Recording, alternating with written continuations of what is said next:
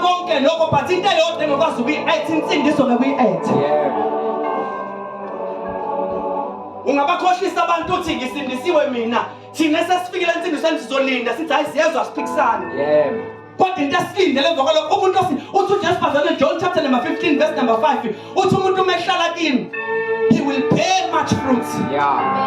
Umuntu uma ngabe ehlele kuJesu uzoyithela ithelo akadingi ukuthi ayibhadanise. Umuntu ohlezi kuJesu akadingi ukulokhe ebhadanise zama. Umuntu ohlala kuJesu uyahlala linde. Ngesikhathi uthatha ukhoba likambili ugqibe emhlabathini awuthi ugqiba namhlanje bese uyahlala ulinda ukuthi izophuma isihlahla sikambila to it's not going to happen. There is a process and a journey that the seed needs to take. Uma ngabe usuyithathile uyifaka emhlabathini the first process that needs to happen it needs to die. Uma isibhekwe under the ground when it has died after that it's going to yield the fruit because ngesikhathi ifa isuka iba in connection with the ground. After that then izoqala ngoba lokhu inisela uyithelela amanzi ukuthi ngesikhathi sifile isiyield siqala iprocess ngesikhathi ifaka amanzi iyaqala iya-reconnect with nature bese iyaqala iyaqhuma iyathela then it begins ukuthi keep isikhwebu isihlahla after isihlahla kuzolandela isikhwebu. Ngoba ngeke uthathe ukhobo likambili ulifake bese uyombe emhlabathini ukuthi uzophuma isikhwebu never. So ukholwa is a journey that we pursue. That's what I want to speak about today. There is a battle inside of you which is a warfare between the flesh and the spirit.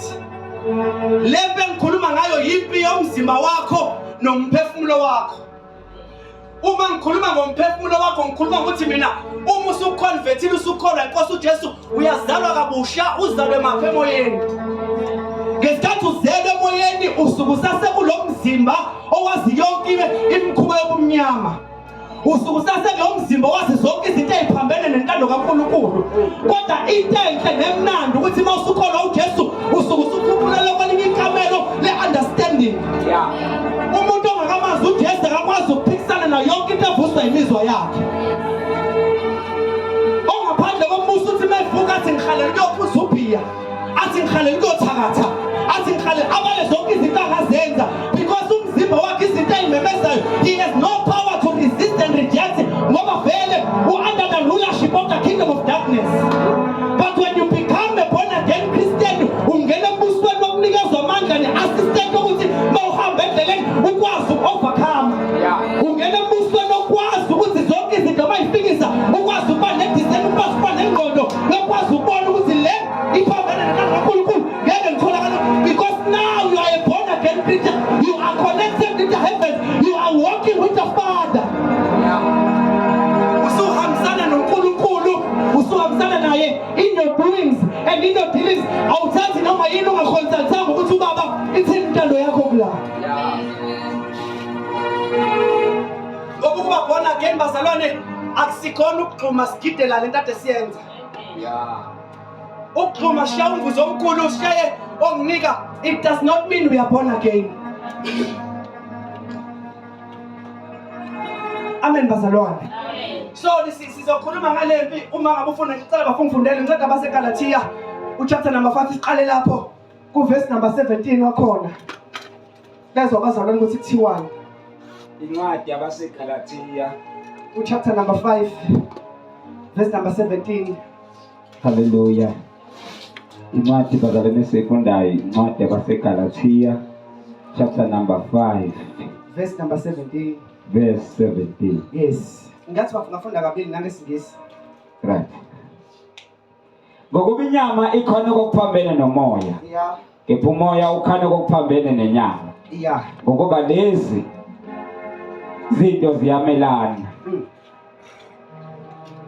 Umoya ukhanuka okufunayo nenyama ikhanuka ekufunayo. Lezi zinto zo2 ziyamelana. Let us hold on to this bazalwane.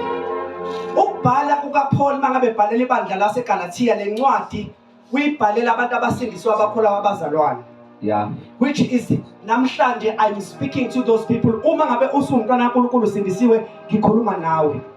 UPaul mangabe ebhala la utshela abazalwane baseGalatia abafundisa ukuthi inyama esimbethe nomoya esizelwe kuwo lezi zinto zo-2 zisempini with one another. Meaning ukuthi imfuno zenyama ziphambene nentando kaNkulunkulu.